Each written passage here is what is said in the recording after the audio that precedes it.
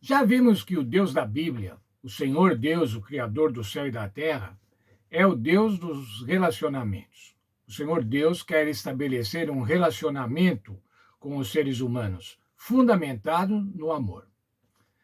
Para nosso Senhor, o mais importante não é um objeto ou cronograma, mas a pessoa.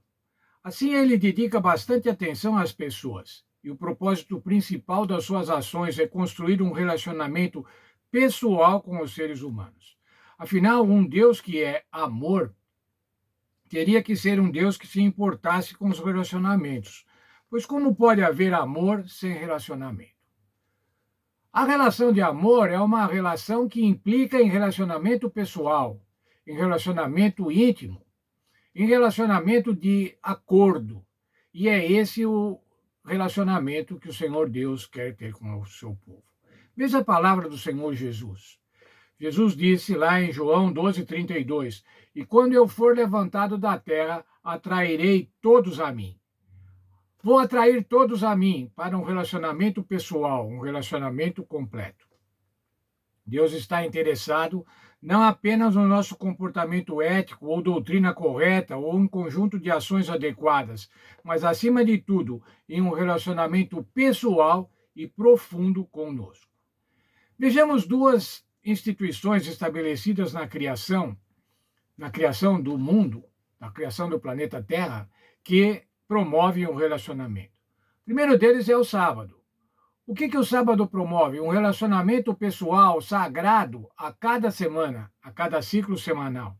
Um relacionamento vertical com Deus. Mas outra instituição desse mesmo período, antes do pecado, é o casamento. E o que é o casamento? É um relacionamento horizontal, um relacionamento entre seres humanos, entre homens e mulheres. Portanto, duas instituições que o Senhor colocou antes que a humanidade pecasse. O sábado, que promove o relacionamento vertical com Deus, e o casamento, que promove o relacionamento horizontal entre as pessoas. Antes da queda, e permanecem até os dias de hoje, apesar da oposição de Satanás. Veja, irmãos, como Satanás tem se oposto ao sábado, e como ele também tem se oposto, trabalhado para destruir o casamento. Mas essas instituições que promovem relacionamentos se mantêm até hoje. Em relação a Israel, qual era o objetivo de Deus ao propor a aliança? Isso nós vemos no capítulo 24 do livro de Êxodo, dos versos 1 a 8. O Senhor queria agora assinar a aliança. O Senhor queria assinar esse contrato para abençoar o povo, para que o povo fosse o seu povo e ele fosse o Deus desse povo. Disse também Deus a Moisés: sobe ao Senhor, tu e Arão, e Nadab e Abiú, e mais 70 anciãos de Israel, e adorai de longe.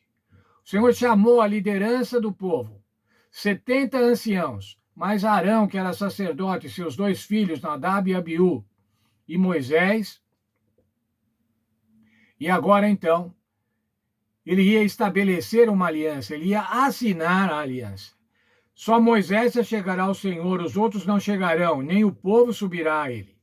Veio, pois, Moisés e referiu ao povo todas as palavras do Senhor e todos os estatutos. Então todo o povo respondeu a uma voz: tudo o que falou o Senhor faremos. Veja a resposta do povo, no nosso verso para memorizar. O povo estava se comprometendo. A confirmação da aliança no Sinai teve por objetivo reforçar o relacionamento especial de Deus que Deus desejava ter com seu povo. Naquela cerimônia, o povo disse 2 vezes: tudo que o Senhor falou, nós faremos. Está em Êxodo 24:3 e 24:7. As pessoas queriam realmente fazer isso, mas não conheciam sua própria fragilidade e falta de poder. O sangue da aliança foi aspergido sobre o povo, indicando que somente pelos méritos de Cristo Israel seria capaz de seguir as instruções. Veja lá como é que foi feito, qual foi o cerimonial para assinar essa aliança. Enviou alguns jovens dos filhos de Israel, os quais ofereceram ao Senhor holocausto e sacrifícios pacíficos e novilhos. Moisés falou para que esses jovens oferecessem sacrifício. Moisés tomou a metade do sangue e o pôs sobre as bacias, e a outra metade aspergiu sobre o altar.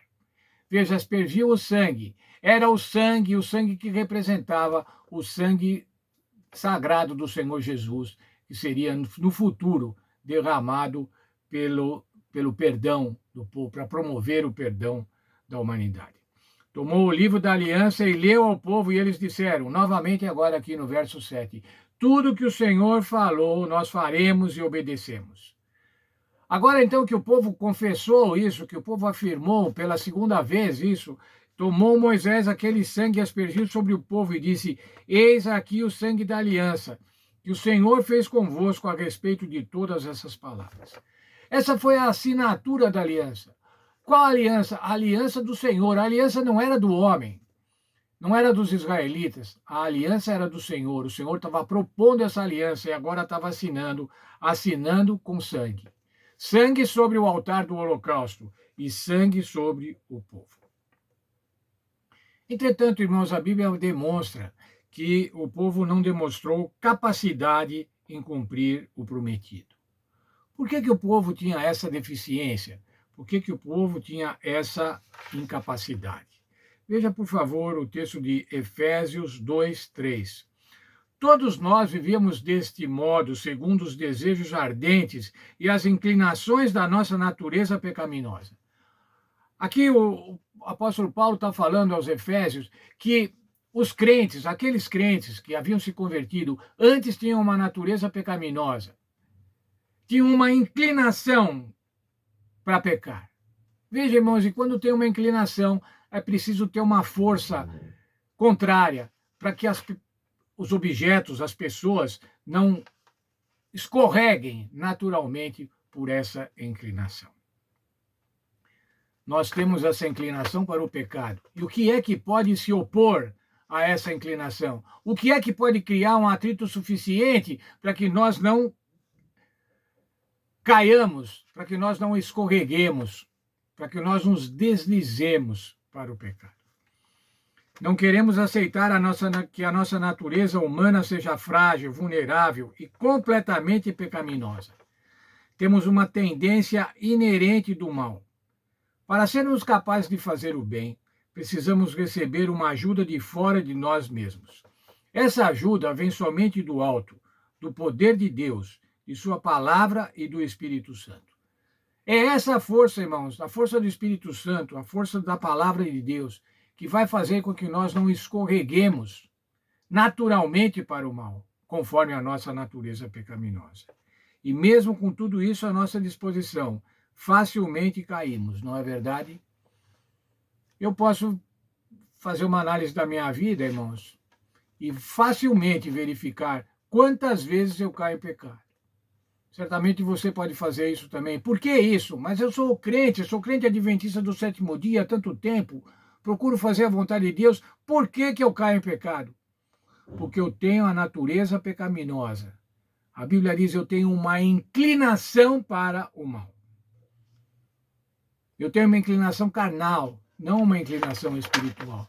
E é somente o Espírito Santo que pode promover a reversão dessa inclinação, ou deve anular essa inclinação. Hoje, assim como no tempo dos patriarcas, é essencial manter um relacionamento próximo e pessoal com o Senhor Deus. Somente mantendo um relacionamento próximo com o Senhor Deus, obtido através da oração, obtido através do estudo da palavra, obtido através do testemunho, somente esse relacionamento pode nos livrar da nossa inclinação pecaminosa, ou pode anular a nossa inclinação pecaminosa. Que Deus abençoe cada um de nós e que nós possamos, com o poder do Espírito Santo, vencer a nossa inclinação pecaminosa e dessa forma vivermos cada vez mais próximo do Senhor Deus, nosso Criador e especialmente o nosso Salvador.